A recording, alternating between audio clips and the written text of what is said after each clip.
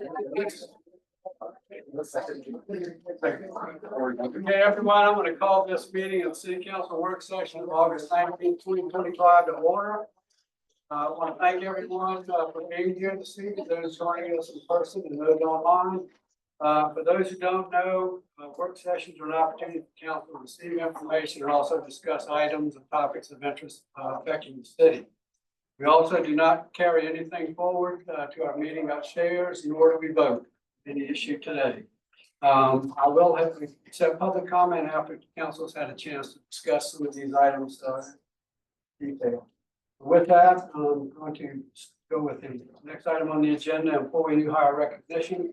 We're going to start with Chief Ogden and the fire department. Good evening, Mayor and Council. Thank you. We're taking up a little extra time introducing new hires tonight because this is a first for us. This is new hires as part of the Skill Bridge program that the military offers, where military service members can transition to civil jobs while still active duty in the military. We have our first two new hires. So Chief Kazan is going to explain a little bit about the program. He's the one that got us hooked up with the military and got us on board the Skill Bridge program. And he's going to introduce a rep from the air station, I believe. He's going to explain a little bit about the program. Then we're going to do a penny for our very first two new hires in Skill Bridge real quick. So Chief Kazan, you want to explain a little bit about the work you put in to get this developed? Yeah, so the Skill Bridge program is the Marines here, Daniel and Barry. They received 3 months of their contract at the end to be able to come work for us. We're very fortunate. Barry has spent about 5 years with us as a part-time firefighter. If he hasn't been deployed, he's been at our fire station every Saturday throughout the year. Daniel came to us from the ARF unit, which is the aircraft firefighting unit. So we were very fortunate where both of these gentlemen came straight to shift for us and were able to work for us during these last 3 months. Last week, we had the honor of offering a position with our department, and they'll be starting early next month. So that's something we're very excited about. We have one more Skill Bridge member from the Marine Corps that is at recruit school right now, and she'll be finishing up in about 4 weeks. So this program it's opened up a lot of doors for our department, and we're proud of it because we're one of the only departments on the East Coast that has this program. When I tell you that it's a lot bigger than I ever thought it would be, I have people that are stationed in Japan right now reaching out to me, trying to get back to the East Coast that are from North Carolina, Georgia, and South Carolina and want to come home. And this is where they want to end up. So it's bringing jobs to the area, and it has done a lot for our department. And we're very fortunate to, I think, hire the two best right here with Daniel and Barry. I have the Skill Bridge representative from MCCS and the air station here. Would you like to say a few words about the program? Hello, my name is Terry Smith. I'm the Education Services Specialist on Recruit Air Station. And yes, we do house the Skill Bridge program, and we're very excited. I was very excited when the City of Beaufort got their Skill Bridge program approved by the DoD. And it's an excellent opportunity for those service members who are transitioning off of active duty service out into the civilian world, gives them the skills and the tools that they need to make that transition easier, and it offers them job opportunities, which is awesome. Yeah, and something I failed to mention, over the last 3 months while Daniel and Barry were doing their Skill Bridge with us, we also had the opportunity to send them to EMT school. So now we've hired them and they're done with firefighter school and EMT school and ready to go to shift. So that's something we're pretty proud of, and we're proud of these guys. They put in a lot of work to not only still be working, but also go to EMT school while doing it. So thank you guys very much. We're gonna go ahead and put their pins on and have their family members pin them. Yeah, our family's going to pin them. They've been joined by Battalion Chief Cool, and they were assigned to shift one. Chief Cool is their battalion chief, and Lieutenant Cox is one of the lieutenants on shift. I'm just going to talk this real quick while we do the pinning.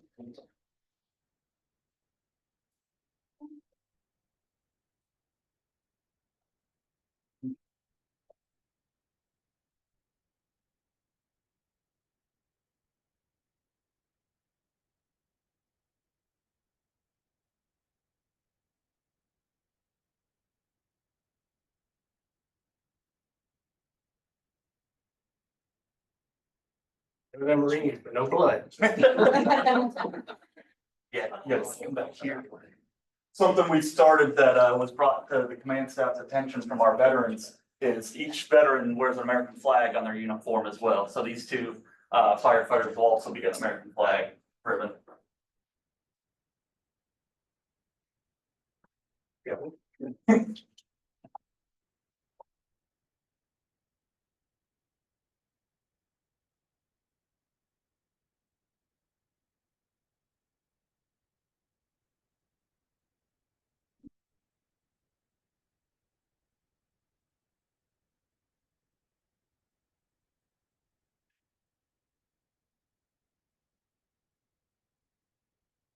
Thank you, guys. Thank you, Council.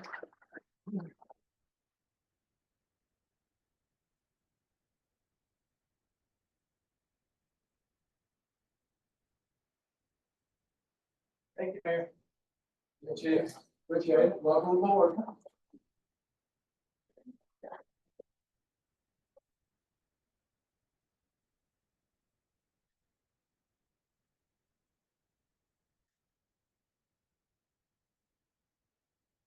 Next, the finance, Alan, everybody's good.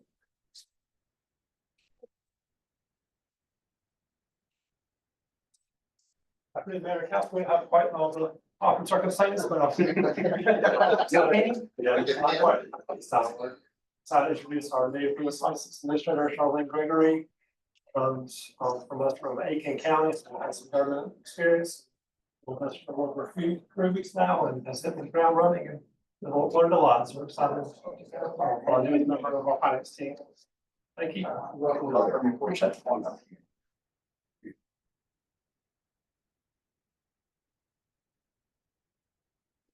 We have public works. Hey, Alex. Just an employee. Mayor, council. Like to take a moment just to introduce Mr. Leroy Jenkins from St. Helena. He did 30 years with Coke. And then decided that he wanted to keep working, so we were lucky enough to snag him and bring him in. He's been a great asset to stormwater and streets, and he's fit right in, started cutting easements, helping out. We're really glad to have him on board. Okay,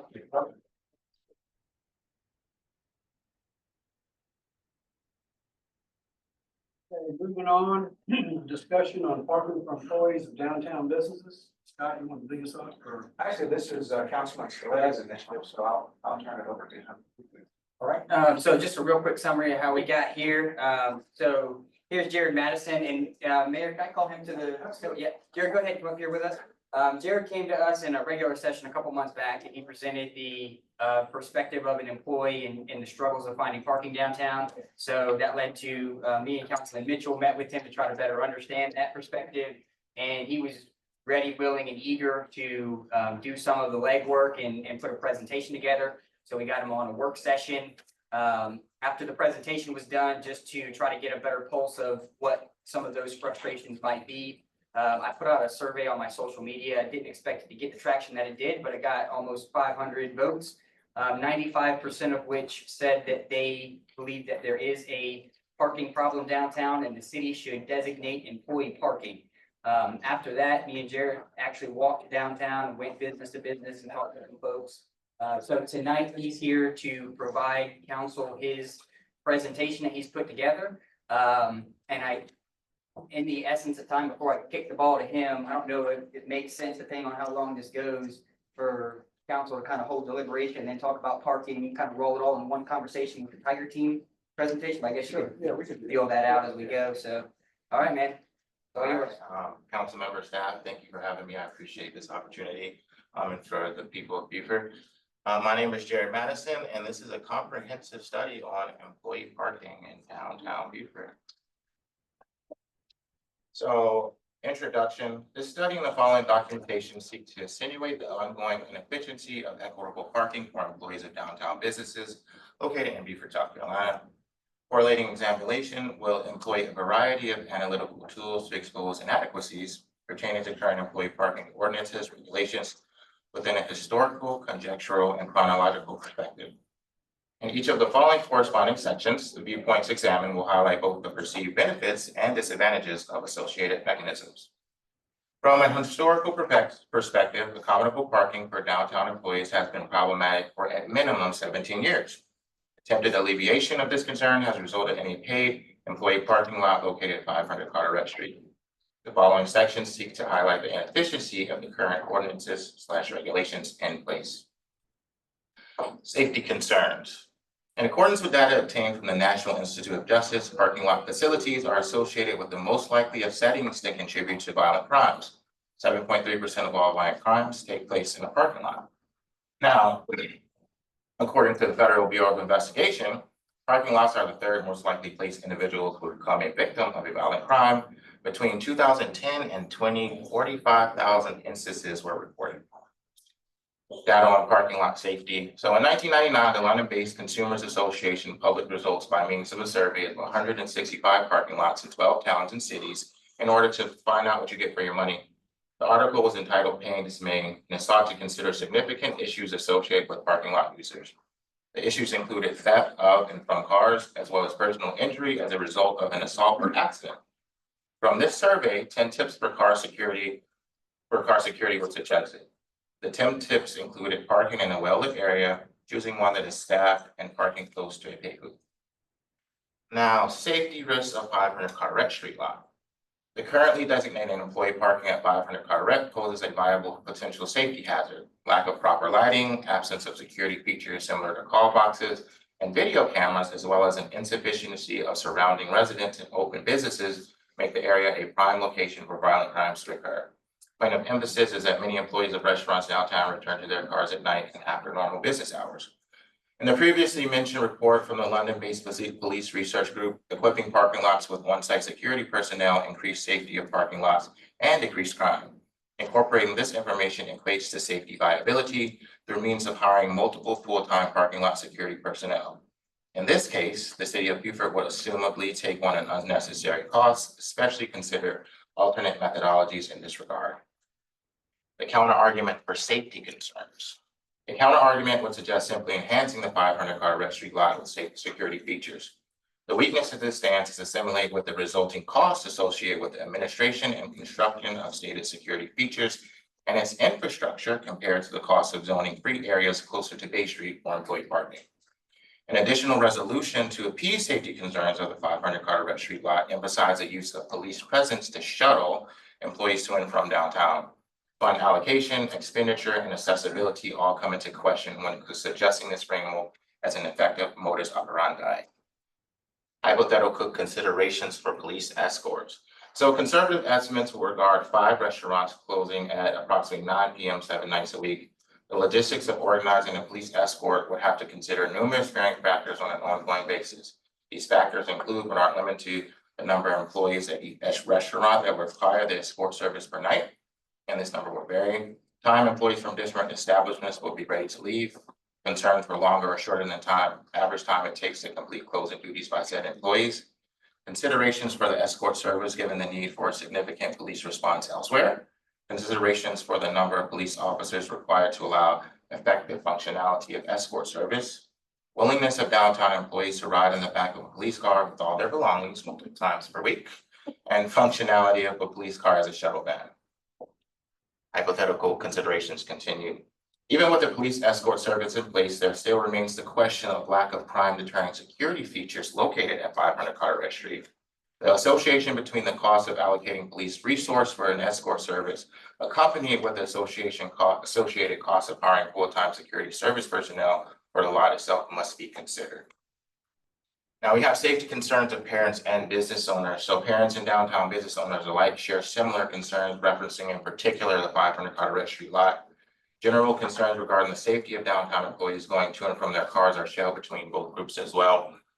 Lynette Payne, mother of Libby Payne, which she's in attendance actually, had the following to say, and I'll paraphrase for time.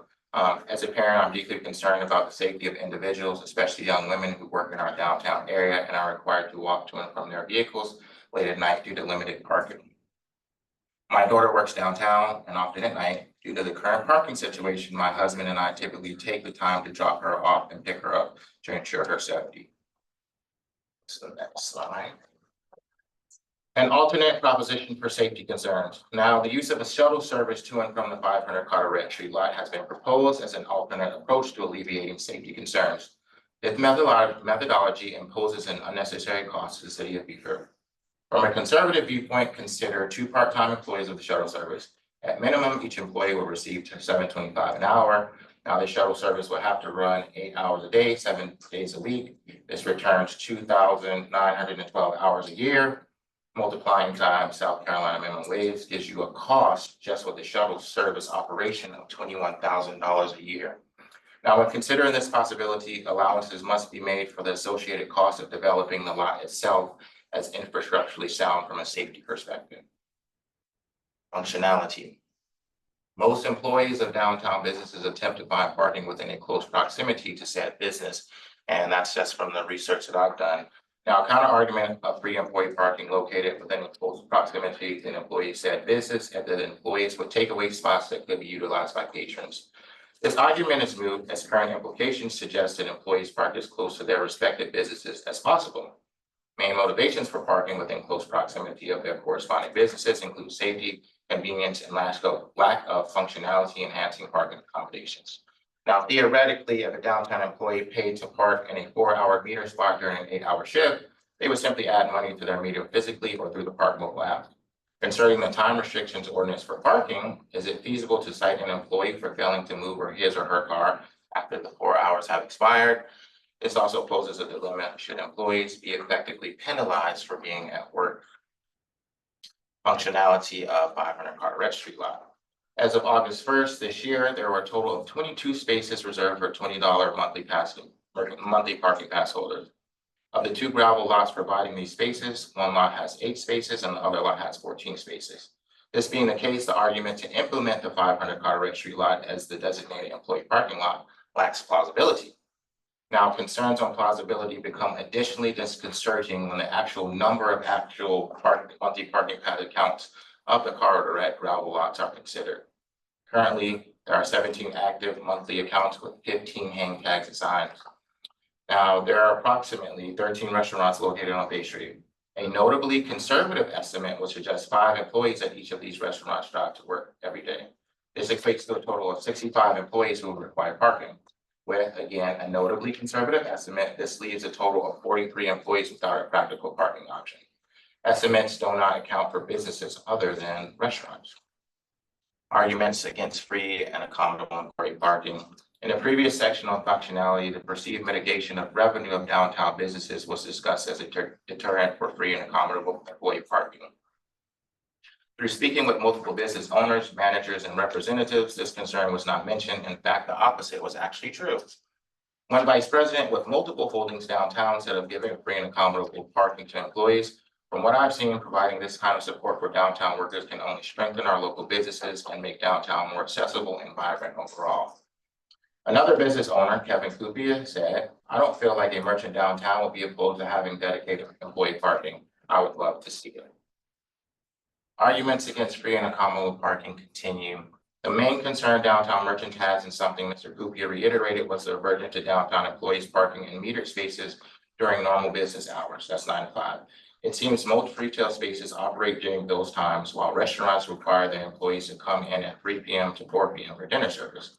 Considerations must be educated for restaurants open for breakfast and dinner, however. Referencing restaurants open for business during breakfast and lunch, it appears highly beneficial to both employees and merchants to have dedicated employee parking in a convenient and safe area.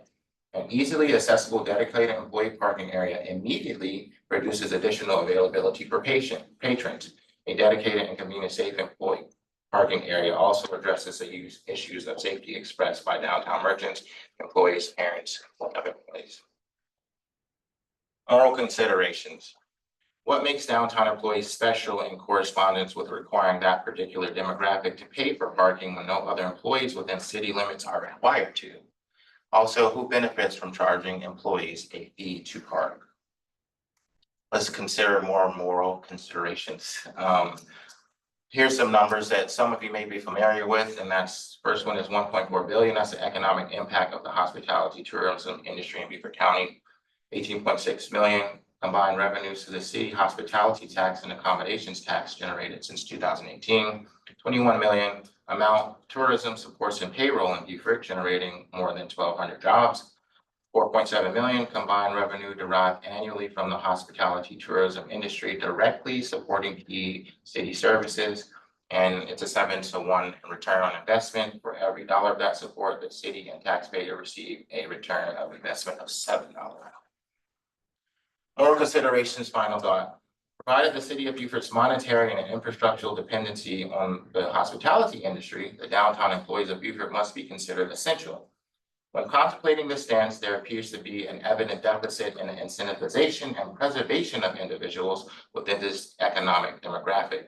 There's no kickback for the employees who are facilitating a significant revenue stream. Now, this is something we can come back to, but I just wanted to highlight the revenue report from Park Beaufort. So for meter parking, into June 2024, they made about a little over $14,500.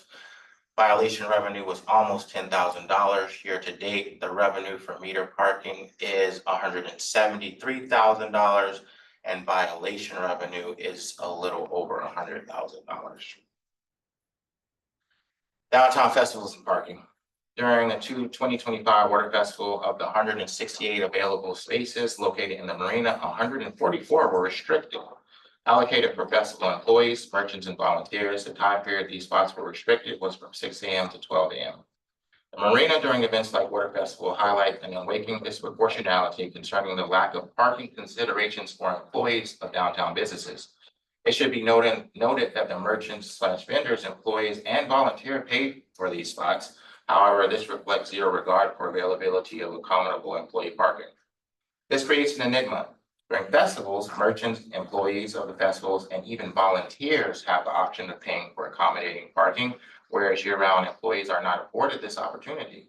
The nearest paid employee parking area is located multiple blocks away in an unsupervised lot with no security framework in place.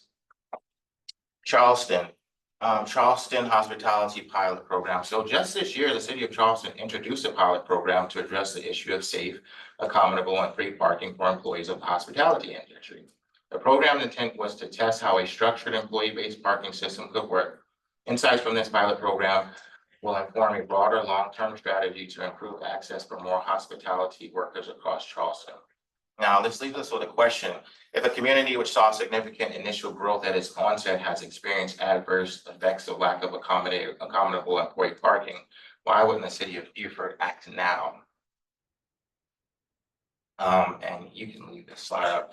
So these are some zones that I've highlighted on the map. You can kind of see the creeks on there, but I'll just go to the next slide while that stays up. Free parking zone. Allocation should be considered for the marina parking lot to add additional spaces. The means by which these particular spaces were selected as being efficient came as a result of obtaining data through visually counting availability of spaces over the course of 1 month. On a daily average, each related zone exhibited a parking availability of greater than 50%. At times, we saw an influx of downtown employees.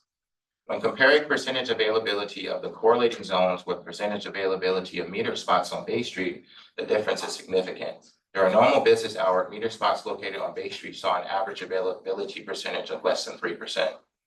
Data concluded that designated zones 1, 2, 3, 4, and 5 were therefore spillover areas and used in the event that Bay Street lacks sufficient parking. You can go to the next 2 slides. And you go to the next. Or actually, if you bring up this slide on the parking zones, and then I'll just speak from this one. Cool. All right, so option 1. Allocate zones 1 through 5 plus 24 marina spaces as dedicated free employee parking. That gives you a total of 99 total spaces. Option 2 would be to allocate zones 1, 5, and 4 plus 24 marina spots as dedicated free employee parking. That's 72 spots. Option 3, allocate zones 4 and 5 plus 24 marina spaces as dedicated free. That's 56 spaces. Now, the conclusion here is that hypothetical considerations must be taken into account for empirical perspective regarding the potential growth percentages of the city of Beaufort. Beaufort is currently growing at a rate of 0.61 annually, and its population has increased by 3.13% since the most recent census, which recorded a population of 13,000, a little over 13,000. If current growth rate projections remain fixed, infrastructural enhancements must therefore be counterbalanced in order to sufficiently retain economic stability of the city of Beaufort. Failure to enhance current infrastructural components will result in catastrophic economic effects. And that is the end of my presentation and report. If you want to wait until, I think that would probably be best. Thank you so much for all that information. You give a simple body like us, all that much information, we gotta take some time and digest it. A lot of $5 words in there, but a lot of really good research, obviously. And I love the fact that you built in some options that could make sense. So I think maybe just rolling the conversation and having the tiger team do theirs, and maybe we can have the parking discussion, can knock all that one time. Thank you. okay, well, we'll move, you want to bring the tiger team up now and get it out of the way, or do we want to go ahead? I think where they fall on. Then we're down at the bottom. Well, these are prioritized in order of being able to. That answers. Okay, next, we're gonna discuss short-term rental policy. First,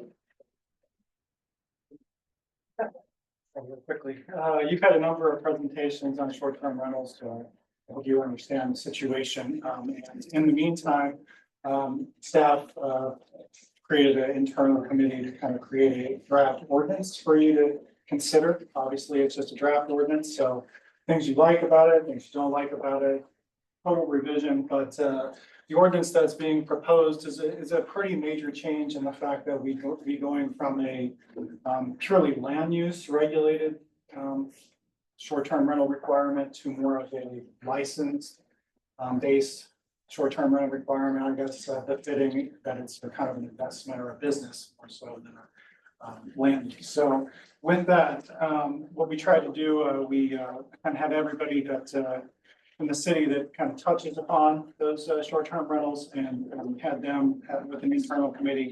And we also try to summarize all of the major discussion points, both from the community and from council, and trying to capture them in this draft ordinance, which again is draft. So if you don't like it or have any suggestions, you can clearly make them. But number one was the 6% cap, which applied to lots, not structures. And there was a lot of concern about that. To the owner exemption, so the fact that, for some of this, anyone that's an owner of a short-term rental and lives there at the 6% cap doesn't really apply, the short-term rental cap there. The allowance of ADUs to be utilized as short-term rentals with no restrictions and allowing them with maybe multiple ADUs on the lot. So Councilman Mitchell had 2 ADUs on his lot. He could live there and he could rent out to ADUs as short-term rentals. So that was a concern. And the fact that, some of those are not counted individually against the cap because it applies to lots, not structures. So if that all makes sense. So again, with that, if you had those 2 ADUs, only one would be counted towards the cap because it's just one per lot. The clustering of short-term rentals. So there was a lot of concern that if you clustered a number of them on the same street, that they have negative externalities, they could create harms, and they maybe also detract from the residential nature of the area. That was something that we heard a lot of, I think, last time. Nuisance issues, I think if you remember from a few work sessions ago, you heard for a long period of time, some of the noise and traffic and parking and just a number of issues, events that have happened because of short-term rentals or maybe arising from short-term rentals. Next, the issue with how we actually regulate and with violations of short-term rentals as a land use, as it is now, it's hard to, land uses, property rights are, pretty strong, right? And putting them through the court system, is not easiest, and usually doesn't result in, it takes some time to get through the, if some of these nuisance issues are happening. And that was thought that maybe that could be strengthened as well. And then there's thoughts about, should this be an annual license? Should there be wait lists for the license? Right now, it was discussed that essentially when Councilman Mitchell sells his house with the short-term rentals, what is commonly occurring is a real estate agent is telling the future buyer to come down to City Hall and apply for that short-term rental that's basically now open. And so that's what's happening. There's no wait list. And so all those things were kind of looked at here with this ordinance. We looked at a number of codes and some of the major changes are essentially it's coming out of the development code, except for the zoning districts. Of course, that's up to you. The prohibition at the point is remaining, just kind of adding the other districts that it wasn't really allowed. But other than that, it would come out of the zoning ordinance, if that makes sense.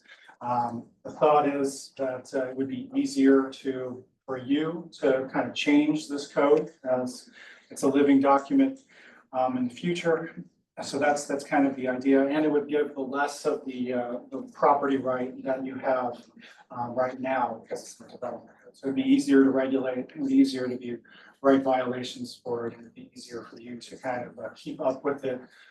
As you've seen in the last 8 or 9 years, I guess this got approved in 2017, things have changed a lot. The amount of short-term rentals have dramatically increased from that time. And so this would allow you a little more flexibility. So with that, you have the ordinance in front of you. I guess the big, again, there can be changes with this, and some things are policy issues like a wait list. If you decide to do it, it could just be done as policy. It just doesn't need to be put into an ordinance. We did talk about the annual licensure. So some cities in South Carolina will do, like a month ahead of time. So you have to submit your short-term rental license in June for July 1st. But the thought was we don't have a specific person doing short-term rentals. And if we were going to start doing inspections or even just processing those, there would be at least 250 of them, and that would be quite a burden on staff. So to have a rolling, like we have now, would probably be a better idea. Those are more policy issues. Fees, when you look at fees, and they can be pretty dramatic, $50 to $100 to $1,000 a year. And also just that permit every year. So some communities are doing a full inspection. Charleston has their own office, short-term rentals that has more staff than my department does. So, and they're basically inspecting. They're doing a fire and building safety inspection every year when you renew your license. We thought that we would basically do this as more of a kind of an affidavit when you submit every year. You do your initial inspection, and then you're basically the owner is putting they're basically attesting that this is all valid. And so with that, hopefully I've covered it all, but just some of the big things here. I think what's being proposed is just to go to a straight 6% cap. You can change that again, eliminating the owner exemption, eliminating and classifying between an owner and a investor related rental. If you have an owner related rental, if Councilman Mitchell wanted to do that, he could have his ADU as a short-term rental, but he'd have to live in the house. Otherwise, if you were an investor, you wouldn't be allowed that right. Eliminating the lot and going to structure, that's all in the proposed ordinance. Then there's pretty strong nuisance language, and there'd be a 3-strike system. Pretty strong language about events and what kind of events you can have, and just kind of all of the requirements that I think are consistent with some other communities that were really heavy on the licensing nuisance area. That's kind of where we trended from your discussion developing.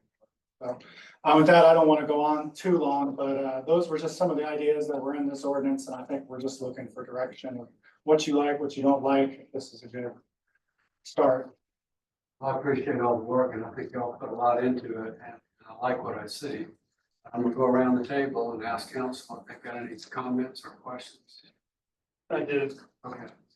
First of all, unrelated, recently Councilman Mitchell and I were at a economic development conference, and the one from Hilton Head that was in charge of the short-term rentals was there, and I would say she was at the point of gloating about how many they had, and we just welcome them all. We're just taking everything we get.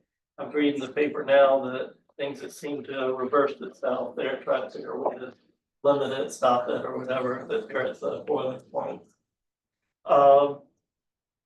That was my comment. My concern is the clustering and the short-term rentals. You said that you couldn't find a specific clustering use. Could we create a model to use? I think we probably could. That's one of my concerns that, certain neighborhoods, I mean, you look at certain areas of Old Commons, I mean, they just short-term rental after, right there, neighborhoods are pretty much destroyed. Also, certain areas, same thing. And I'd just like to have them spread out more, 6%, spread equally. We can definitely work on that. To follow up on that, I think credit goes to Lydia Anderson. I think there was an email that came from her in terms of maybe addressing the clustering. When they come up for renewal, that would be an opportunity to address that. Makes sense. Yeah. I mean, so you don't penalize someone who already has a short-term rental. We want to do that, but when it comes up, when the property is sold, I guess, or changes ownership, would be an opportunity to try and spread it out. Because right now, everybody be grandfathered. Right. Yes. Just move on. Yeah, so I have a couple of comments, and one, I'll start with just thanking you guys for all the work that went into putting this together. I know the planning commission talked about this last night, and they're probably gonna take it up again and have some more deliberations, so we'll see what comes from that. My concern is I wouldn't want to, first of all, I think we need to clearly delineate the difference in a short-term rental and the ADU, because in some instances, I think ADUs provide a really good opportunity for infill, and it really may make sense for somebody to, if they're on, acre of land, for them to have their primary residence and 2 ADUs. We have restrictions in place to where, your 2 ADUs together can't exceed, your half of your square footage of your primary house. And so we have those in place. And I think really what, for me anyway, what the focus was closing the T4N exemption, because that was kind of wide open. We have the 6% cap elsewhere. The owner occupied, I think for owner occupied, if somebody's living on premise, you're obviously going to eliminate a lot of the issues that bring complaints in regards to short-term rentals, but I also don't want to put an ordinance in place that restricts somebody from having 2 ADUs, both of which are used for their family. If I have, my mother-in-law in one and I have my mom in the other one, that's a completely different situation than if I'm renting all 3 out as short-term rentals, or even if I'm living in one and renting the other as short-term rentals. So I do want to be careful, because I still would like the flexibility to be on the table for the potential of 2 ADUs where it makes sense. And I don't think that would give us the issues that are perceived to be problems today. Still count towards the cap. And the cap should be, that was another thing, the cap really shouldn't be based on lots. It should be based on licenses. If you have 2 short-term rentals on one lot, that should count as 2 towards the 6% cap, not just 1 because they're on the same lot. So, and I think this draft does do that. Then the parking, I put a star by just because we have 1 on-site parking space per bedroom. If you have an ADU that only has 1 bedroom, I think right now the code that we're fixing to pass tonight, it requires 2 parking spaces for short-term rentals. So we'd have to, get in there and adjust that. And then I wanted to point out in regards to the violations, I didn't understand this one fully. So for the purpose of determining the total number of strikes, all convictions stemming from violations occurring within a single rental contract period shall be considered 1 instance. In no case shall strikes exceed 1 per rental contract. So let's say I have a tenant and this is a 5-day short-term rental, and I get 1 strike and then I get another strike. Now, obviously something's going to happen on that second strike, but that doesn't count as 2 strikes against me as an owner. And I think it would count as 1, right? Right. And I'm not sure that shouldn't count as 2, right? That is 2 strikes. And so maybe this makes sense, but I think it also leaves an opening for more strikes to happen in the event that you have one contract that does bring about that second. You know, maybe that's not so much of an issue, but if that I think it loophole was could going exist. To protect, a short SDR owner who ran into a really bad. And A 3-day vendor weekend from college Right. kids that, created 3 strikes and then they lost their short-term rental for the whole year. I think that was the goal. Gotcha. Not to, Okay, not to penalize them for that one really bad. that makes sense. All right, and then for your inspection thing, maybe it would make sense also to do like a lottery inspection, right? So you know you're gonna do 10 inspections a year, whatever staff is able to do. But whatever that number is, you're not inspecting each one every year, but you're kind of running on random and they don't know if they're gonna get an inspection, and then you could say, well, we could take on 10, so on a random basis, you're gonna get inspected just to kind of keep people on their toes. That's the only thing I Yeah, have. that's kind of something I think from staff, we felt like it would be most appropriate, so. It says in there that we can do an inspection at any time, but we just, from talking with fire department, building inspection. They just don't have the capacity to go out every single day, and we have 250 right now, so that's basically one a day, at least one a day, so. Right. And I think the aim of the spot check is just to keep them honest. Yes. There's anybody you can sign off, yeah, everything's hunky dory.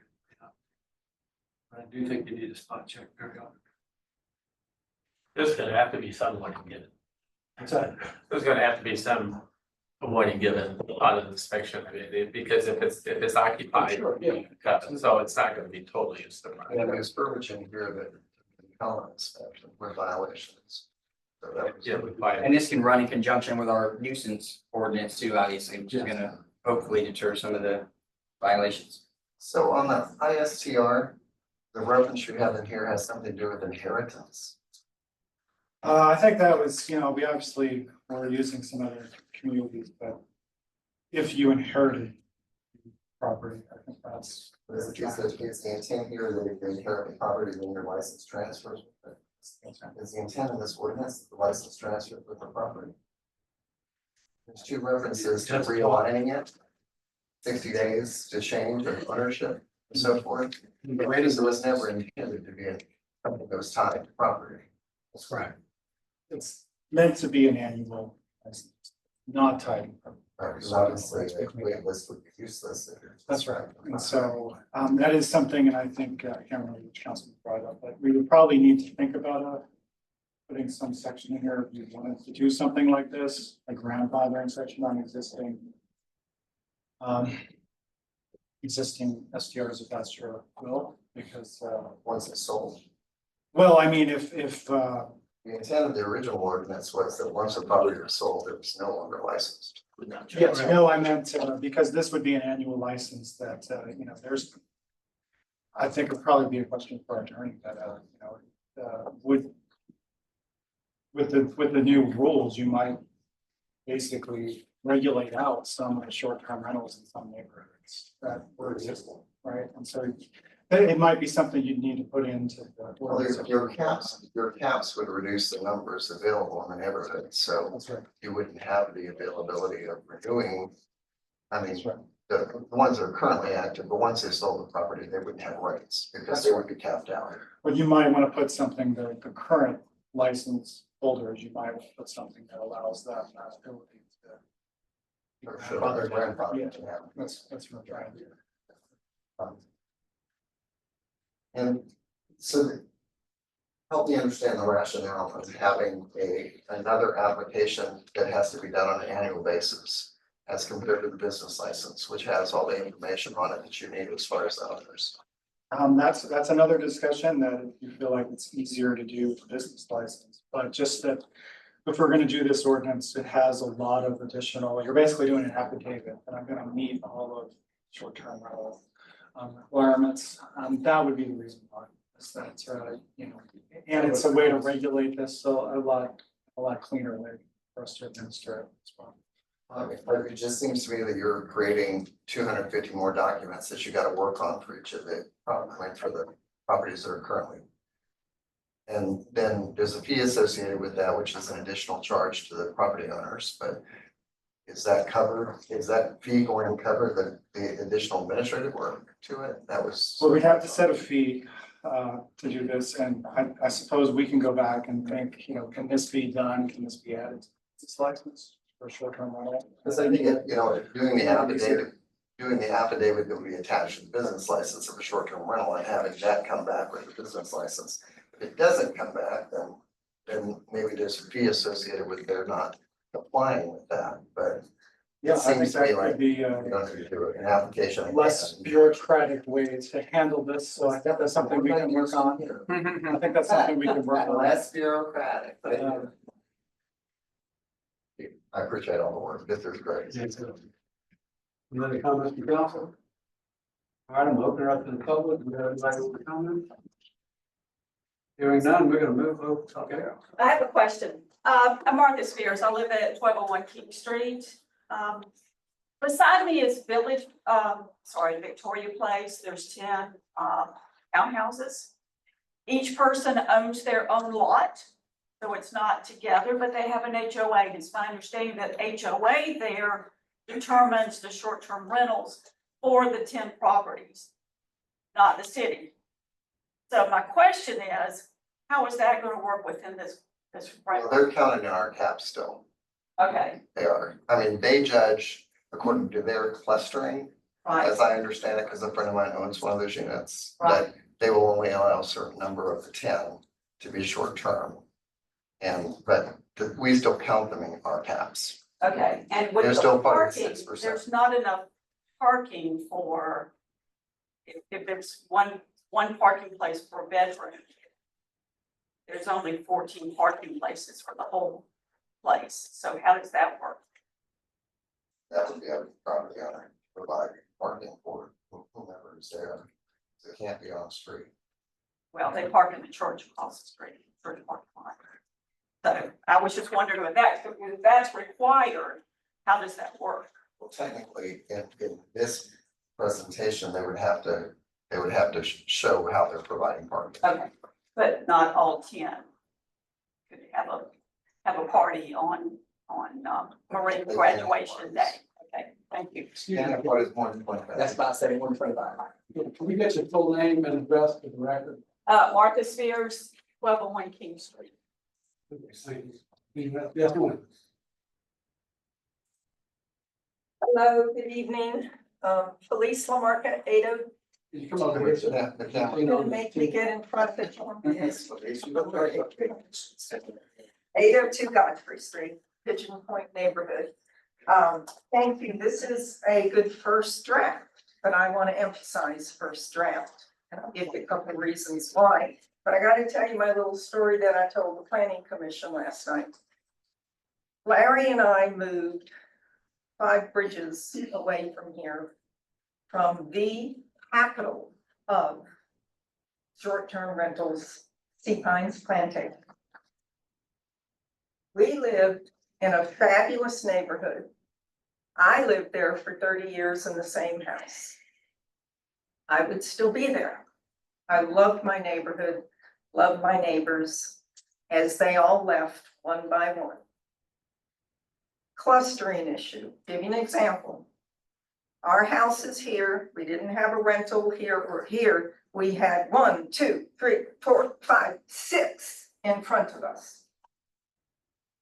Turn around, look across the marsh, 1, 2, 3, 4. We were flanked. I like short-term rental people, I like vacationers, I'm in real estate. That's why I know so much. I know about value, I know who wants to buy, I know that they want to buy and retire and they need money in the meantime. Enough. We all have to do it. We all have to figure out how to do it. And what you guys are figuring out is how to protect our neighborhoods and our communities.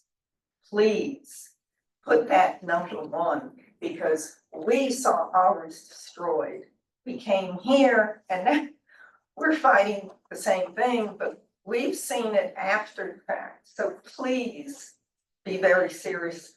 We need an ordinance. We don't need a policy on a wait list. It needs to be in the ordinance. There are too many loopholes in here. Okay, ownership, transfer of ownership updated within 60 days. There's a loophole. Why do we have an owner occupied STR that still gets an STR and an ADU? That's two. If you're gonna allow that, that two go against the cap. That's not one, it's now two. And the person living next to that property now has two short-term rentals, not one. No, that's not an owner occupied STR. That's what it said, that's how I read it. That's a investor operated STR. Well, The only way you can have an ADU on a property that has, you have to live in the house. yes, You have to live in the premise, yes, not rent it. that's an OSTR. But you would only have one You don't have. rental. You still only have one. Well, this You should be needs, allowed. this needs Because to you be have to live in the clarified. house. This needs to be clarified. Okay, Well, that's what the ordinance currently reads, and it means the house. okay, You have to well, live it's in the- very ambiguous, and to me, it said I could live in my house and have people come in like a bed and breakfast, and then my ADU is another STR. There's a loophole. Okay? I'm fine if that's what you mean, but why are we over than 6%? Why? There are too many loopholes. I've addressed the clustering, I've addressed what Mr. McPhee says I'm incorrect about. I've addressed that it shouldn't be, thank you, dear, that it shouldn't be a policy, it should be an ordinance. You've got to have some teeth in it. You don't put teeth in this ordinance, they find the loopholes. Come on, you know that, right? We know that. We live with them.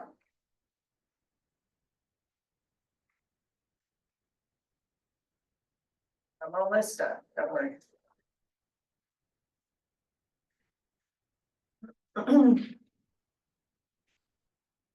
I'm not against having more than two ADUs as long as the lot is big enough.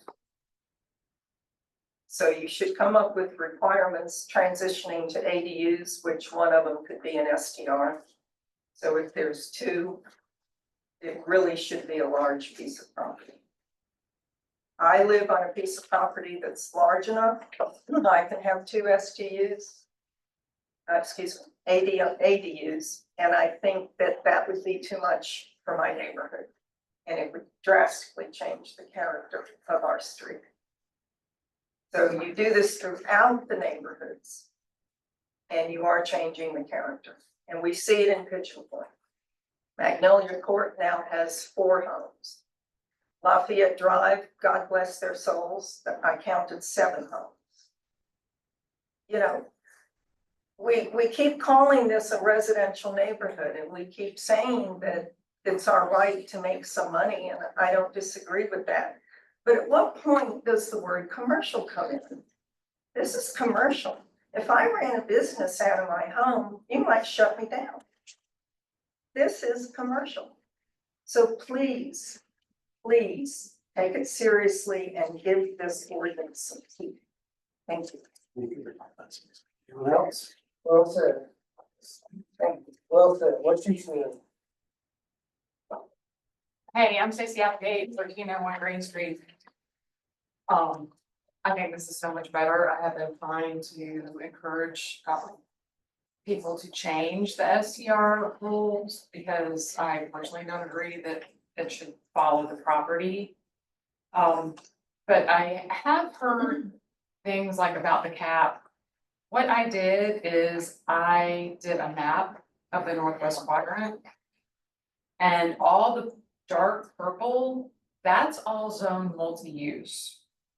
So all the 6% cap thing does not apply to the multi-use property. It will That's with what the this. T4 in. That's what, it will close. We've added the commercial back into the new one. Okay, so all this purple, Would apply. to Would have a that. 6% cap. Would apply to the 6%. okay. We'd have an attrition period, obviously, for grandfathering, because they Okay. have to roll out. Awesome, Yeah. okay, all right, thank you. Anyone else? Yes, ma'am. Please still have yours, the name of your address? My name is Henrietta Good. My home is 1308 Duke Street. I think I've said it so many times, everybody knows that. But I'm not concerned about the STRs. I'm not concerned about the ADUs. What I'm concerned about is the folks that have been here, have lived in the same spot, have struggled to maintain the cost of their housing, has maintained the structure, the trees, the growth itself. Folks came here, or when they do the STDs and the AUDs, they come because of our serenity. They come because of our love, our joy, the way that we respect one another. But when you got, like she said, 2 or 3 ADUs, all around, they don't even see the little guy that's been here all the time. I think there should be a cap on ADUs. I think there should be a cap that considers the environment of a block. I mean, if one block, one little teeny little 1308 sitting here, now you got 3 STDs. Or then you're gonna get. That was wrong.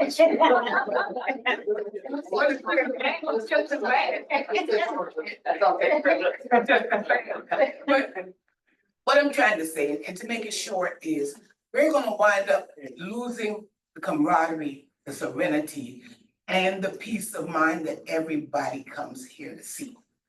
When you got buildings that just cover all the normal houses that are there, it changes, like you said, it changes the whole structure, the whole environment. You don't know who to speak to, you don't know who not to speak to, you don't know what's safe, you don't know what's not.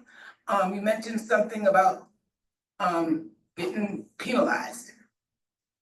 I got penalized and I lived there at one point. So, it's kind of like, we need to relook at this. We need to find somebody in the neighborhoods that can say, I think, it just help with this, because I don't have a copy, I don't know what it is, but I just feel like we're being, it's just a little blanket thrown across the beam. Don't pay her no attention. What we need to do is get some of the folks from that community, at least one person. Northwest Quadrant should have one person. The Commons should have one person. Higginsonville, everybody should have a chance to see, understand, and express it to their little community. I mean, it's one on my side, it's one in front of me, there's one right down, 2, 3 right down the street. I don't have a problem with people. I have a problem with greed. It's a total difference. If you came here and you wanna just kind of relax, retire here. You're gonna retire and have to watch out for all the little kids that came from somewhere else for vacation. I don't wanna have to worry about me not trusting any of you, if you were my STR. But forgive me for all of that, but I think you need to reconsider the ordinances and the planning until you get somebody from within that area. And excuse all the missteps and all of that, but please reconsider all these people. Where they live, how they live, whatever the big tall houses are, the after effects. So please, before we do this, consider the folks that are already here.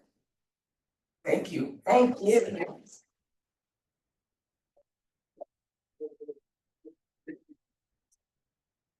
You're up next.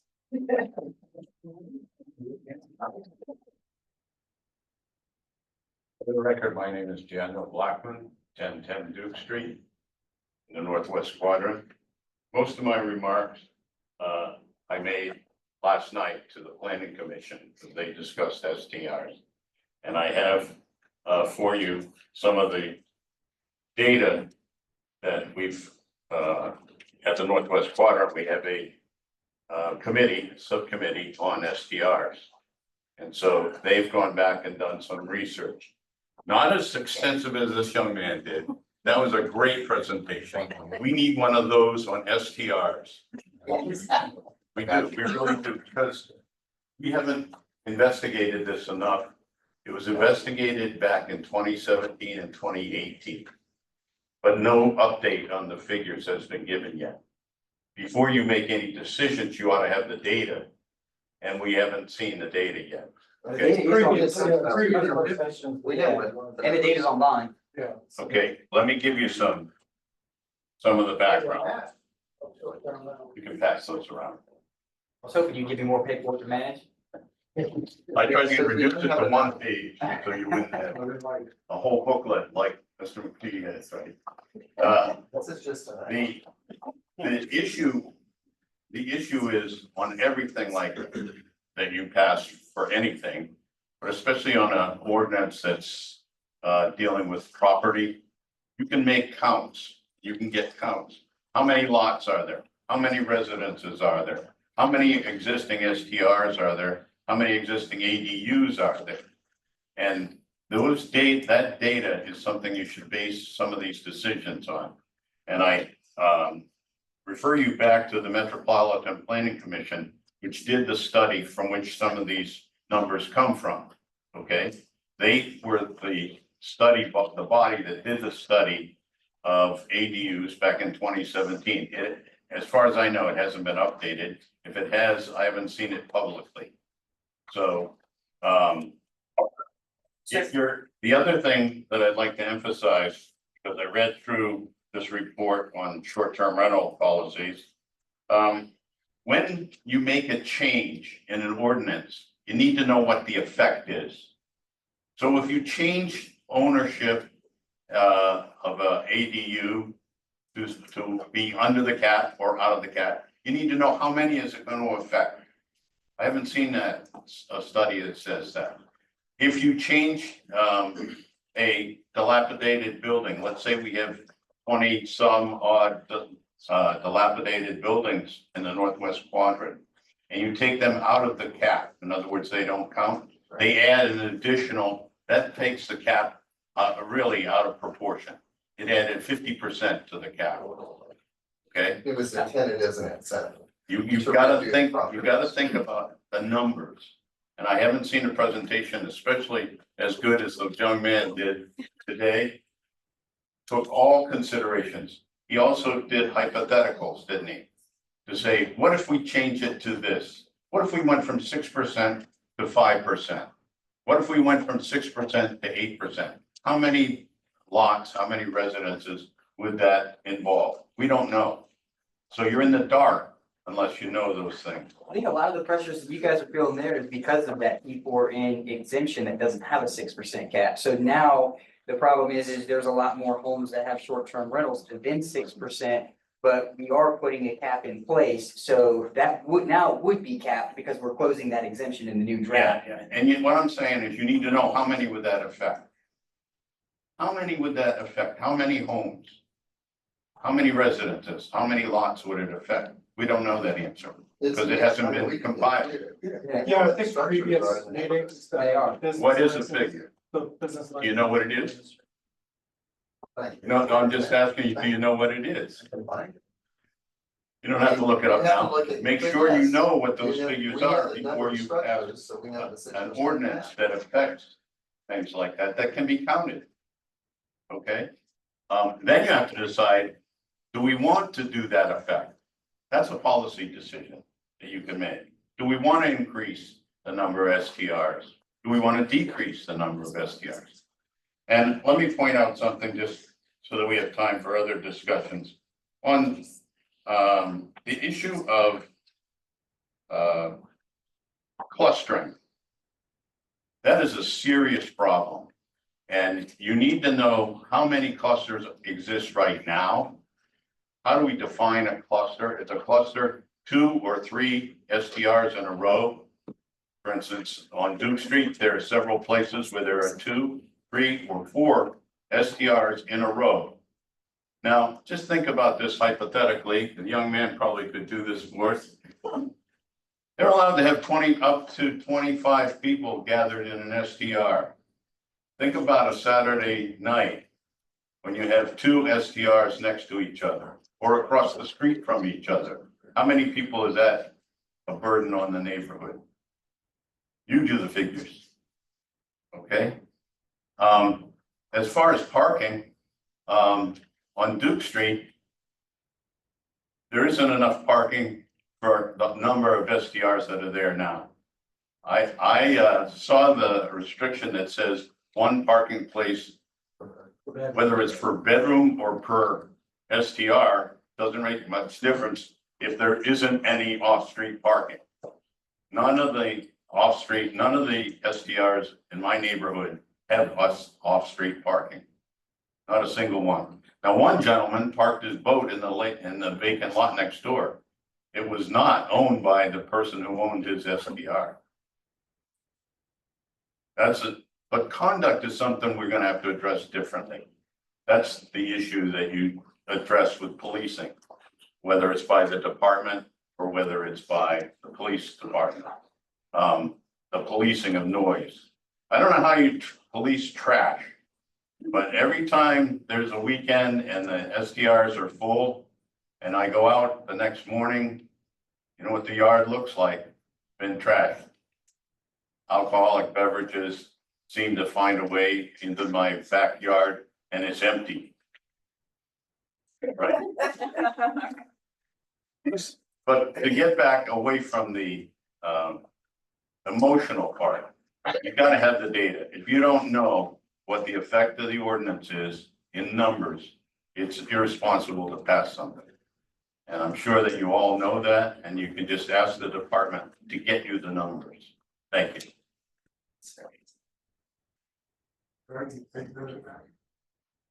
Yeah, it sounds like clustering is something we need to come back with, seems to be a major issue. Anything else that you'd like to, we can work on it. I don't remember whether it was a side conversation or whether it was in a situation like this, but as I remember it, the clustering issue and it's lead to destruction or deterioration of a sense of neighborhood is what's starting this whole conversation. Going back to Lydia Anderson, I don't think she's present, but I remember reading an email that I think she sent to all of us, and one of the things I think, and you'll have to forgive me if I quote her or paraphrase her wrongly, but is that clustering can be addressed when ownership changes. And I don't know whether that's captured anywhere, but I just want to say that to kind of get it in our minds, is that may be a way of addressing clustering, because I can certainly understand a number of persons commented on this. And if you have them all kind of together, and then you can have 25 persons in each one on a weekend, I could see how that could lead to losses. So they can't stay there. Well, they can visit there, They can have a party. but they can visit there, and that's what happens. Real quick, just for everybody that's here, if you want to do this later, if you get on our website, City of Beaufort, you go up to the top at the search bar on the top right, and you just type in short-term rentals and hit search, it'll bring you to the page, and at the bottom of that page, there's a tab that says short-term rental interactive map. If you open that interactive map, it'll show you how many short-term rentals are in each neighborhood. It shows you how the neighborhoods are divided. It shows you the limit of how many can be there. So it is one of those tools that it sounds like, we need to, remind people that it exists. It is on the website. They try to keep this updated. So, just if you have time and you want to get on there, it's on our website. It's good, make sure you go to the STR site, not STR. I will do the SDR. I have no question. Martha Spears, 1201 King Street. It's my understanding from the document and what you've talked about is that whatever the decision, the short-term rentals will be grandfathered. Is that correct? If I'm non-conforming, Okay, so if you have 4 or 5 or 6 on your street, on Duke Street, then the only way to eliminate the short-term rentals or to not cluster them is to wait until they're sold, which could be Or violations. 20 years from now. Yeah. So 20 years from now, that cluster is still there. The problem was originally, we did not have a spacing or distancing between short-term rentals. Right. On a block or in whatever. That was a problem, and also the fact that the short-term rentals were by plot, by the lot, rather than the individual units too, so you could get a bunch cluster on one lot. So if perhaps someone doesn't have a parking space, like on Duke Street, or is that short-term rental then disallowed? Or is that grandfathered in?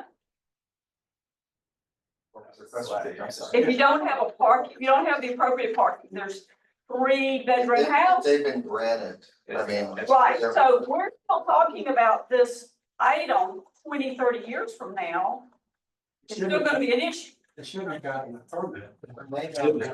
Those are the bicycle rentals. There's no parking. Yeah, they're just walk-ups, okay. If no one else, we're gonna take this under advisement. Kurt, you've heard all the.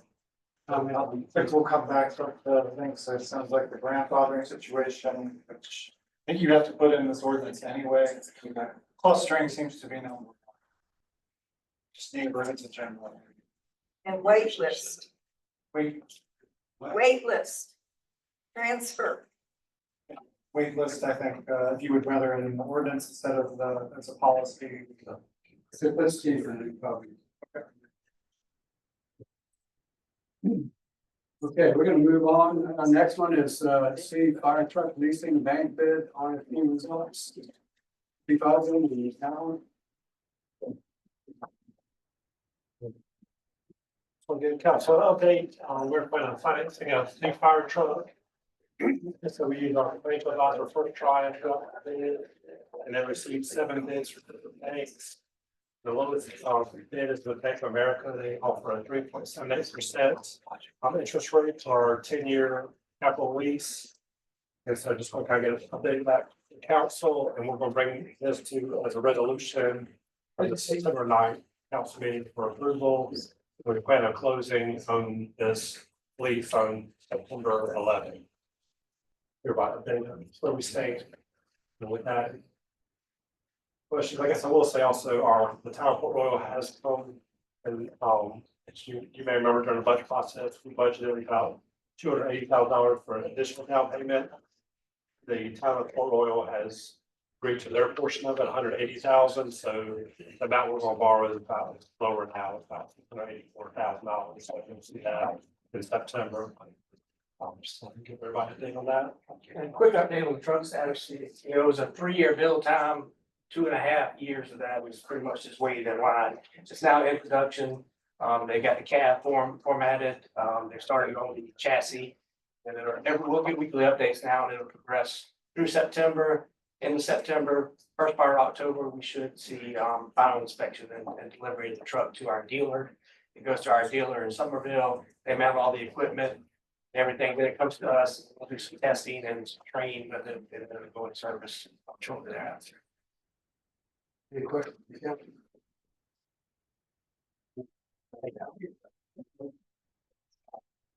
Okay, next on the agenda is Brightly Asset Management System. Nate? Yes, sir. Thank you, council. Can you all hear me okay? Yes. All right. Hey, council, I have Don Hunt, on Zoom right now. He is, who has walked me through all of this asset management and all that. So, real quick, beginning of this year, I started reaching out to different software, and asset companies, seeing how we could better, look into what we own, the asset we own, and not just fleet or facilities, but that a company that would benefit every single division within Public Works.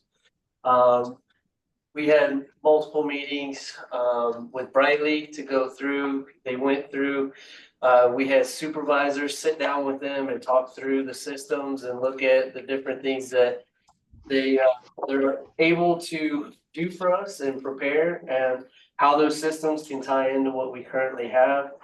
And John here has put together a nice little slideshow just to kind of give you an overview of what all we've been looking at. And then when he gets towards the end, if there's any questions, we'd be happy to answer.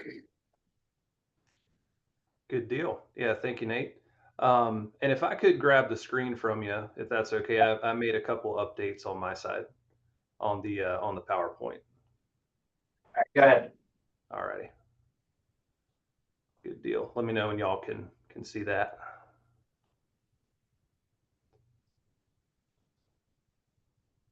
All good? Good. All righty. Good deal. So Brightly Software, we're based out of Raleigh, North Carolina. So just a little north of you guys. Got about 13,000 clients. We've been in business since '99, and completely web-based, and everything is secured on AWS servers. But we've been in this operation space for quite a while. We understand what it takes to help teams be successful and sort of bridge the gap between citizens, operations teams, and then council, so that there's a sort of a seamless flow of information when it comes to what's actually happening in public works. Are we getting the jobs done? Are we following back up with citizens? That kind of thing. Are we using the data to report out? So Nate, this is the one I updated. So just a quick look. The county, and y'all got to forgive me because I keep on wanting to say Beaufort, but I know it's better to say Beaufort because I'm in North Carolina. So, but Beaufort County recently came on board. Then we have a handful of other municipalities across the Carolinas. We got around 1,500 clients. And then I just looked up some folks that were close to y'all as well. So we focus on government. We also have some verticals that do education, manufacturing, clubs, and healthcare entities. So with the discovery process with Nate and team, and by the way, welcome to the team, Leroy. Congratulations. We sitting down, figuring out what are the goals for a project instead of just buying a software and just implementing it and hoping something good happens, right? So the key goals that we discussed with Nate and team were, how do we increase transparency through the work order tracking process? How do we track our inventory better so that we can save money and not leave stuff on shelves? How do we integrate with the new GIS system? The city's been making some significant investments in technology. And so how do we leverage that for field use? And then very importantly, how do we take all that data? How do we aggregate it and show how much money we're spending day to day?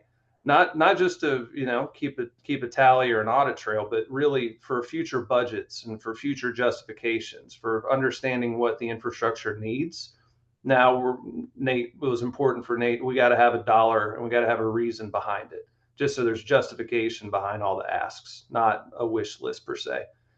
So speaking of tracking man hours, managing all assets across the entire department down to the individual assets like light poles, HVAC systems, and then create recurring work orders, or if you want to call it a PM, preventive maintenance tasks, just to make sure nothing falls through the cracks and that we're taking care of everything and keeping it beautiful, right? Y'all have a very special place. You got to keep it looking nice and be proud of it. And then there's the existing C-Click Fix system, which is out there, which is Nate, I believe the plan was to keep that one, right? Yes. Yeah. Well, internally too, with what we offer, the internal system will still be able to take in some of those requests, although it could be entered by the front staff, however y'all want to get it set up. But the important thing is that the citizen requests are addressed, and that it's not just a task or a to-do list, but you're actually capturing cost data alongside of those corrected work orders. And then at the end of the day, put it all in one system. I know, Nate, you probably, you're like an Excel whiz at this point with all the different ways that you're tracking things. This is, at the end of the day, a simpler way to help out the team to organize the data. So those were a handful of the goals and priorities. Nate, did I get everything there, or is there anything you'd add? Yeah, I think, you touched a lot on everything and I want to emphasize how this will assist every single one of the departments. And so, with not just the preventative maintenance, with the tracking of man hours. Currently with C-Click Fix, we have a, bridge to the public. Now, this is a bridge for us to be able to manage the budget, to manage, the assets that we currently have, the lifespans, if this playground was installed in 2006, is it in fair condition, good condition, whatever?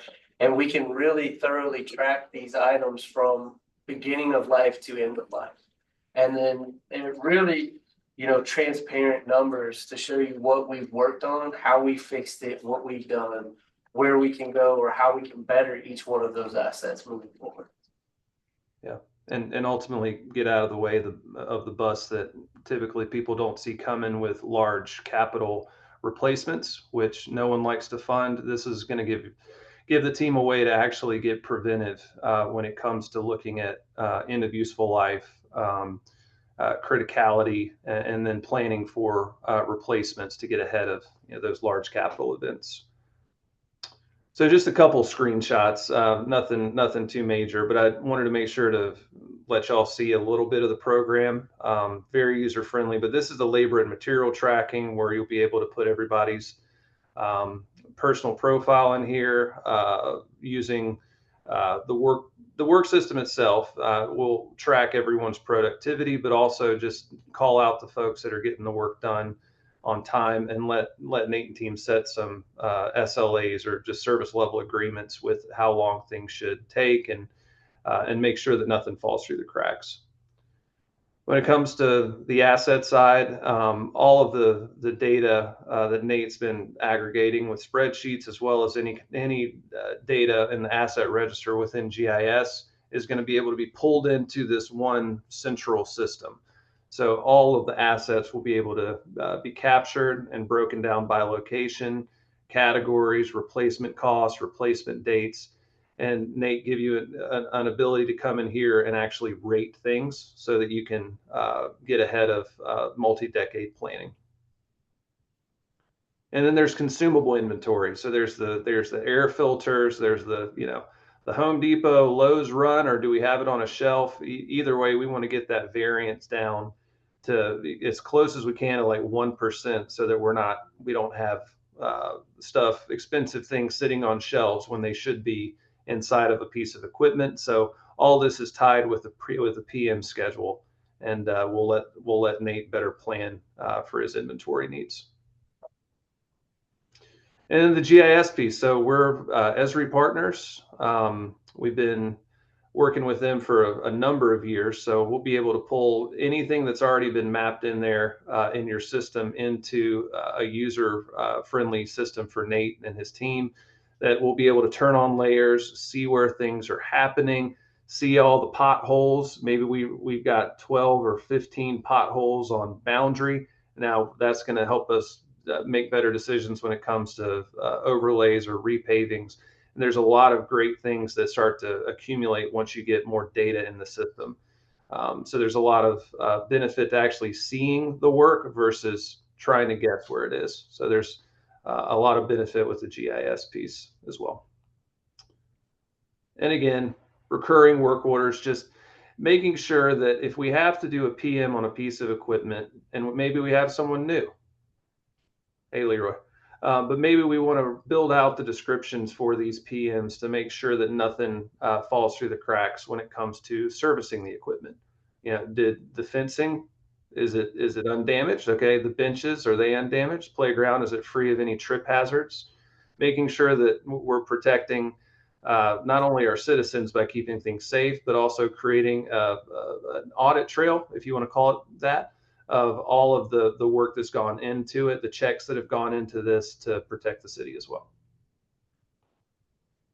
And then we have some pretty fun business intelligence tools that are built into the system that give council access to see where's our money going in a preset time. How much money are we spending for roads versus facilities versus utilities versus parks? And then let me just see what are my technicians up to. There's over 100 canned reports in this. Over time, as you start using it, like I was telling Nate, you got to work to get this thing set up. It's not snake oil, but once you start working on it, it'll start working for you after you start getting the data loaded. So again, over 100 canned reports in here that you'll be able to dive in, Nate, and help tell the story about Public Works. And then looking at pricing, we understand that y'all are a July 1 fiscal, so the initial term, we prorated it to 10 months. The software is $12,000. Implementation, which can take 3 to 5 months depending on participation and how much time the guys can spend on it. It's pretty labor intensive on our side, but that brings a one-time cost to just over 10.8. So the first year is right around 23,000. That does include the Sourcewell discount.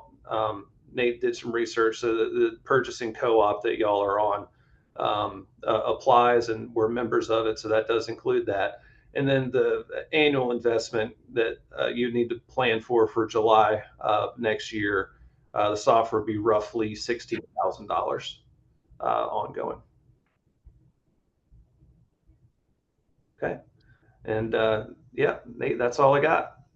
Yeah, I think I'm down so many comments, questions. You got the EARP discounts? Not yet. You mentioned that its software has something similar to C-Click Fix. But you mentioned we're keeping our C-Click Fix. Is there going to be any crossover integration? So C-Click Fix, we looked into the work order system that they have. It does not break down, like we can add some like man hours and some other stuff, but it's really just per like the individual. This will actually break out the assets. We'll be able to record, all of our owned properties or owned assets like light poles, playground equipment. Our fleet will be able to use it for the PM schedules, facilities. If I wanted to, I could pull the air handler up here and pull it to the side, and it'll tell me that we spent $10,000 on that one air handler from the beginning of the year. So this really just takes a way more in-depth, and basically everything that we're doing spreadsheet wise, it encumbers all of that. And then what I really liked about it was the fact that it integrates with our GIS. So hopefully we can number our light poles at some point, and then if someone sees a problem, they can go, oh, light pole number 12 has a light out. And then, that in turn works with C-Click Fix maybe down the road. But right now, C-Click Fix would kind of just be from our office staff to the public. This would be for my supervisors to really dive deep and get a better understanding of where their money's going. And so it also really helps me because I can't, everyone forgets Public Works sometimes is 6 divisions. So it held across 3 different, fund codes. So it helps me when it comes budget time that I can pull this up and it can pretty much tell me, hey, you've been spending this much money in this park, this much money in this park, or hey, this air conditioner, you spent twice as much as the other one for the other facility. So it really helps me, I believe, move forward and be able to not guess. And I think sometimes we have to kind of guess with end of life. And if I get a 15-year-old air conditioner that I haven't spent money on in 10 years, well, maybe I don't want to replace that one when I got a 10-year-old one that is costing me $25,000. So maybe, it gives me a little bit more of a streamlined way, and I can see a little more of what the guys are doing. Anyone else? I had 2 questions. One, so I get C-Click Fix is not good for tracking assets like this is. Right. Is this, or could this be good for tracking work orders like C-Click Fixes so that you only have one opposed to 2 systems? And I know they could, communicate, they could start an order that you guys can see that on your end. But does this software have the capability to do both? So the plan that we would have if we were able to implement this a C-click fix would be ran by the office manager and the admin assistant. So they would get the citizens' requests come in, and then they would deem it, because right now, a lot of times, my supervisors are going, is this DOT, is this Beaufort Jasper, is this Dominion, is this, an outside agency? And so my supervisors are then going, putting in a work order at Dominion for this request, and then going back into C-click fix and doing that. I think that could be handled in an office setting. And then if that office setting goes, okay, well, this is ours. Now I'm gonna create a work order in this. So it frees the supervisors up to not have to track down Dominion or Beaufort Jasper or any of that.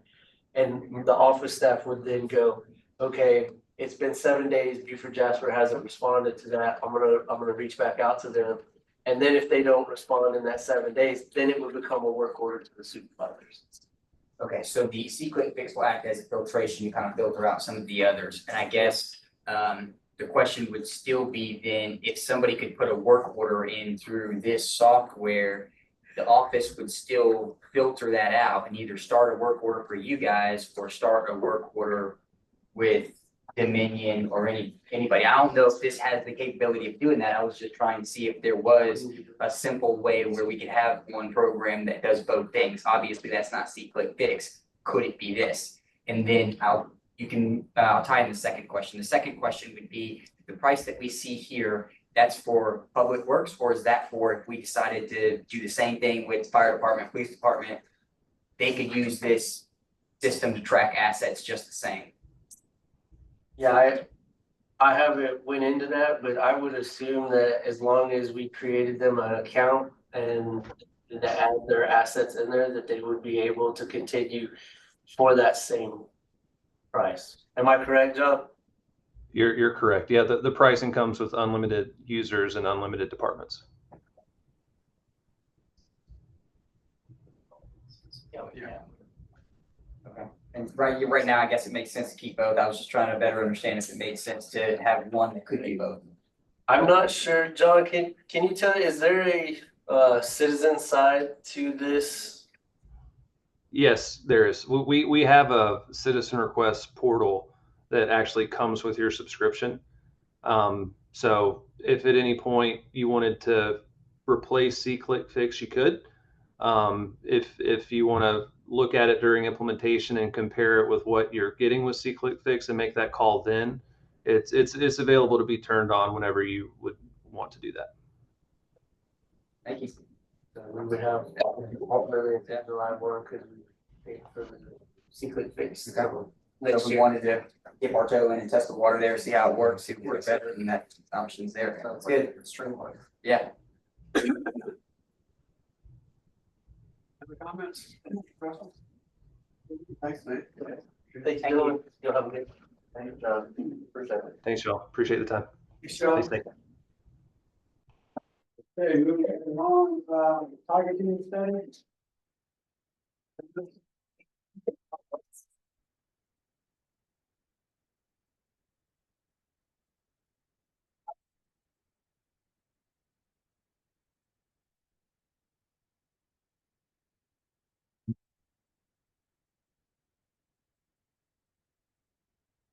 The presentation is different than the report.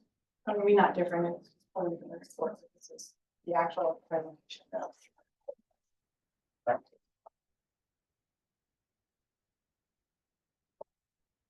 Here.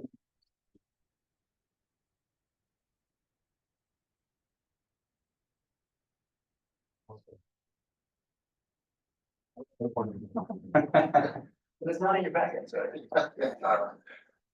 Good and bad. Okay, so, good evening, how are you? Fire team, open for business, study. Downtown Beaufort in a snapshot, this is current. Home of unique retail shops and art galleries, restaurants and service, and tour-based businesses. It's popular with the residents and visitors alike due to its charm, architecture, and walkable shopping district. Most of the retail closes at 6 p.m. on weekdays and remains closed on Sundays, which has caused a decline in evening and entertainment. Twilight hours initiative. $100,000 was allocated in FY24 budget for our downtown twilight hours initiative. Under the direction of the city manager, the Tiger Team Open for Business Task Force was formed on February 8th, 2024 to guide planning and recommendations. Understanding the importance of input from the community, businesses, and stakeholders, the team developed and launched 2 separate surveys to seek input of the current state of downtown Beaufort and the vision for increased vitality. The task force members invited to participate was City Council, Councilman Lipsitz, JJ Suve, Assistant City Manager, myself, Ashley Brendan, who was the downtown manager at the time, Chief Price, Lieutenant Dobbins from the Police Department, Alan Eiserman as our Finance Director, James Duffy, who was the President of Downtown Merchants Association, Ashley Hoff, President and CEO of Beaufort Area Hospitality Association, Rob Wells, President and CEO of this Greater Beaufort Port Royal CVB, Megan Morris, President and CEO of the Chamber of Commerce, Marilyn Harris, Executive Director of Beaufort County Black Chamber of Commerce. So the surveys went out to engage the community. The first one was a community survey. There was 26 questions, 3,194 responses. We had a good amount that responded. The demographics was 90% local, north of the Broad. The ages 25 to 44 and majority female. The survey theme was Saturday as a peak day. Top reasons for coming downtown is social dining, socializing, and shopping. And there was over 2,400 event ideas shared with those responses. The second survey was engaging the businesses. This business survey was sent out to all downtown businesses. It consisted of 21 questions and received 35 responses. Top concerns: parking for staff in public and safety at night. Survey themes is downtown. Downtown is vibrant, so the businesses think it is vibrant currently, and their major desire would be for music and increased lighting.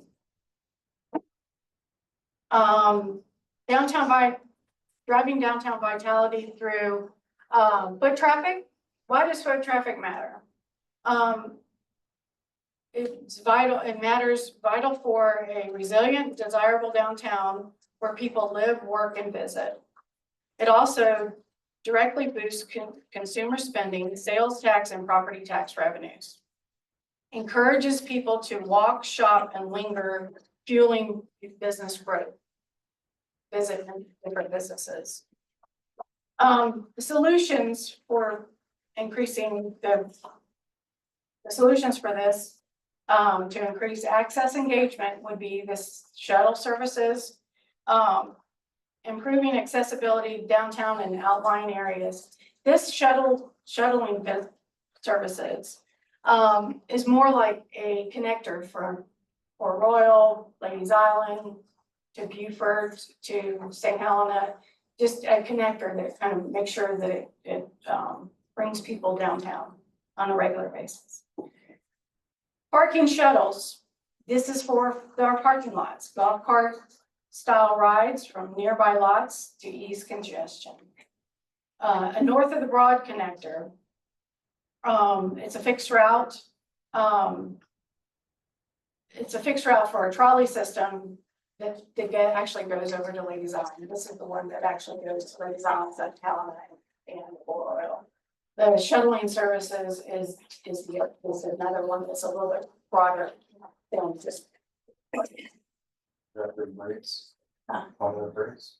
It's similar to PALMET, it would be, and our suggestion is that council engage with the PALMET agree, so that's later on. And that could be part of their plan for the source, we just don't know, right? Right, and what we're asking is to engage in that process. Enhancing downtown through strategic events. Community feedback highlights our visitors and businesses want less parking stress and more reasons to come downtown. Local businesses desire events that drive real consumer traffic. So that is events that include stopping in your store, shopping, and very similar to the sip and stroll that is this weekend. That would be a consumer traffic event. Key initiatives would be is to create a event committee, unite stakeholders to enhance and design impactful downtown experiences. Consumer-focused events, consistent and with engaging programming and encouraging shopping and dining and exploration. Marketing and education, promote shuttle services and events to increase participation. Yeah, bringing more people downtown. We are suggesting that there is a downtown event committee started, and I think this is in addition to the Tiger Team. The committee should have representatives from the CVB, one person from the CVB, 2 business owners. Main Street Beaufort has one participant, a service industry, one resident at large, one from downtown operations, one from Baja, Beaufort Area Hospitality Association, one from the restaurant industry, and one property owner. The purpose of this event committee is to build a collaborative representative team that supports downtown vibrancy through events and engagement. The committee's goals and responsibility: strengthen and create constant, impactful events year-round, engage community partners in programming and outreach, support event execution and logistics, develop comprehensive calendar and marketing plan, recommend an annual budget for events and infrastructure, and conduct post-event evaluations with feedback and economic data. The Tiger Team also suggested that we look into and really start talking about that evening entertainment, that evening vitality, which is the whole reason for the Twilight Initiative. And said we should really look into what is a social district. And what is a social district? Is it viable? Should we consider it? What is it? It's this designated space where people can gather, socialize, and enjoy food and beverages in public. Part of a broader strategy to increase foot traffic and dwell time, supporting local business and revenue. The key features is alcohol is allowed in this social district in public places with defined boundaries, and that is pending in ordinance updates, not just go out there and do it, put out signs. We have to have a thoughtful process. Includes outdoor seating, cafe lighting, and event ready infrastructure. When we talk about event ready infrastructure, that means like if you want to close the streets, you have some dollars that would close the street to do that for an event. Some there, we've talked about removable bollards that can be popped up in an easy way. Before launch, branding is critical. Collaborate with the CVB, Main Street, Beaufort, and Baja to build that unified branding. Promote the district consistently and drive awareness and usage. If we move forward and council agrees, the Tiger Team Evolution and Advisory turns into an advisory role board. Their responsibilities, monitor the progress of the district and event committee recommendations, collect and analyze KPIs, key performance indicators, and assist in planning and future incentives and improvements. So it would be an ongoing advisory board that would help with the continuing vitality of downtown. Measuring the success and accountability as you go forward. We want to make sure that it's doing what it's supposed to do and what we want it. We would establish clear metrics and regular evaluation schedule once the implementation begins, and track those critical KPIs such as year-over-year business license, tax collected, event attendance growth, local and visitor participation rates, sales figures, and year-over-year workforce numbers. Those are just a few of the KPIs that we would be tracking if we move forward. So what are the next steps? Implementation of the plan if council approves. Create the event committee and start the implementation of a parking shuttle and the social district implementation. None of this is going to be done overnight. It's going to take time. The social district would probably be one of the last things that could possibly be implemented, because we have to go through and decide whether we can work with South Carolina DOT.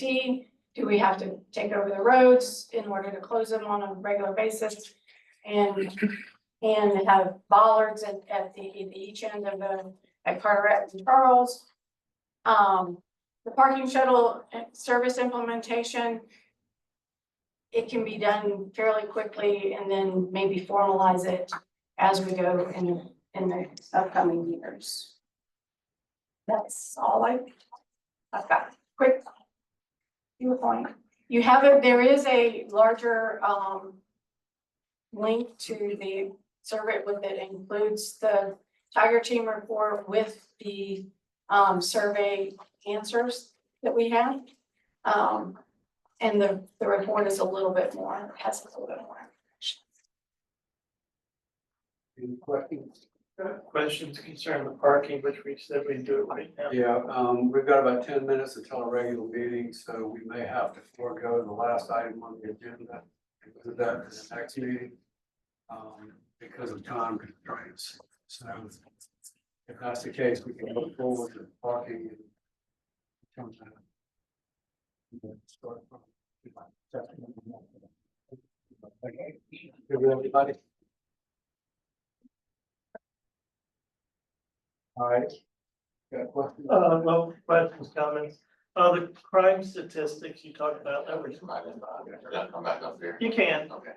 You talked about crime statistics that were nationally, but you're not taking into account statewide or local. Have you looked at those? See how they compare? I didn't think it was a need to look, because when I was looking at even the consumer-based group in London, like different countries are having these same sort of problems.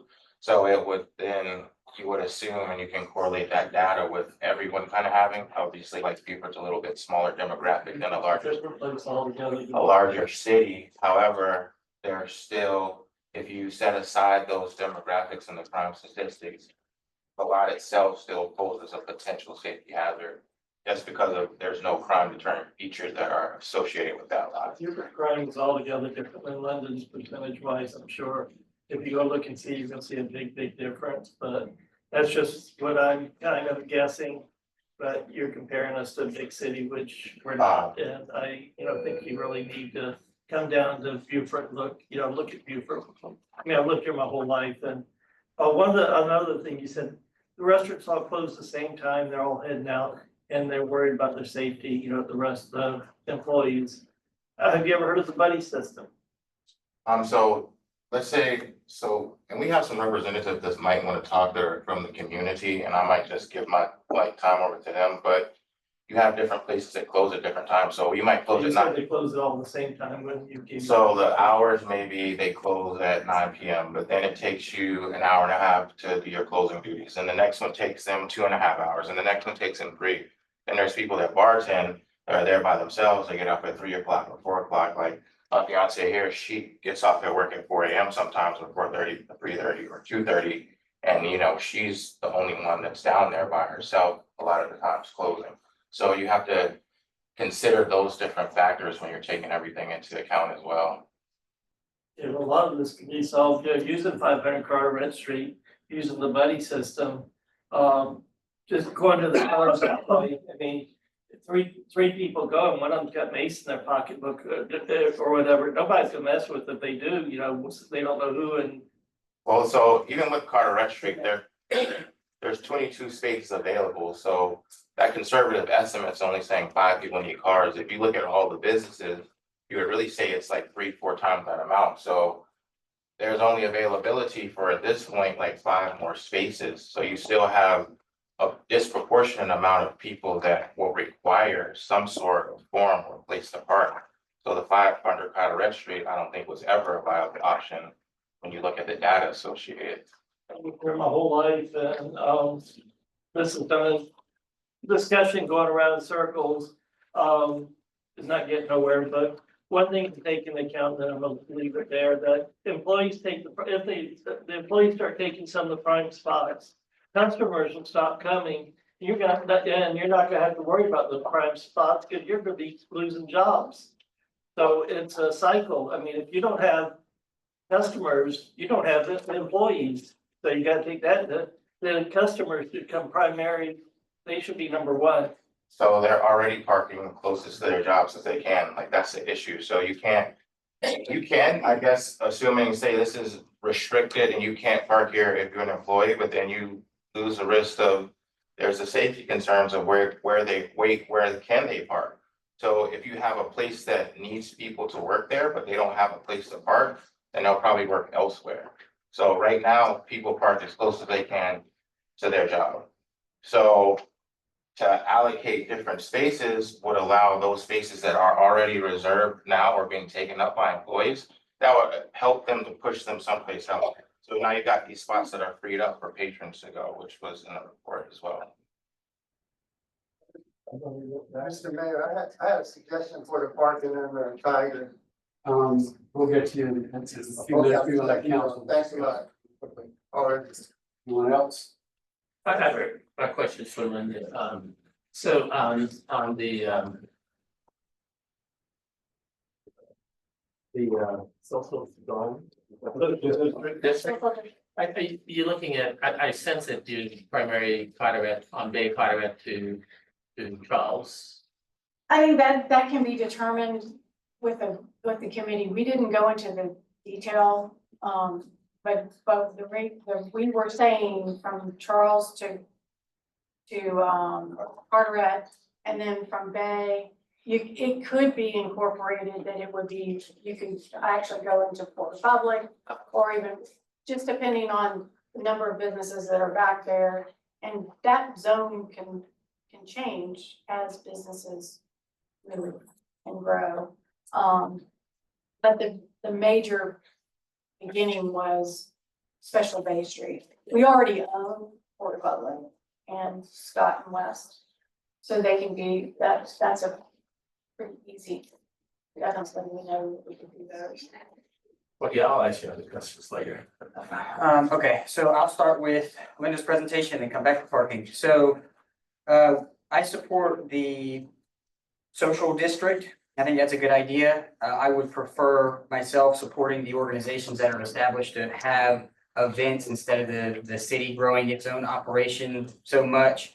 And I would put focus on it, supporting the businesses that are there. I don't really enjoy going downtown for some of the events just to see a lot of out-of-town vendors, because they're, a lot of times, from what I'm hearing, they're not shopping in those stores. So I think for us to have a social district that does put emphasis on shopping in the stores and, you know, eating at the restaurants down there, that makes sense to me. The shuttle operation, I think, is a good idea as well. It sounds like it's gonna be for shuttling tourists through, which I think could potentially alleviate some of the parking issues.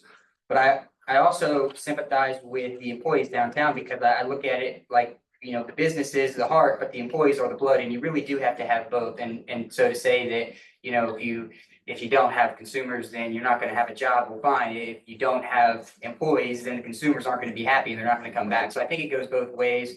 And I actually favor employee dedicated parking. What that looks like, I think, can be massaged, but in Jared's presentation, he identified 5 different zones.